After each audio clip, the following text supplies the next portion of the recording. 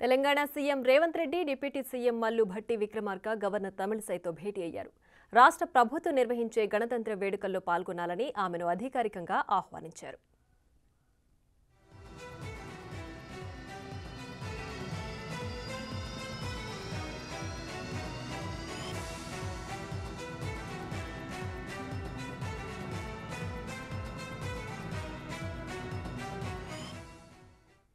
అటు వీరి మధ్య టీఎస్పీఎస్సీ చైర్మన్ సభ్యుల ఎంపికపైన చర్చ జరిగినట్లు తెలుస్తోంది.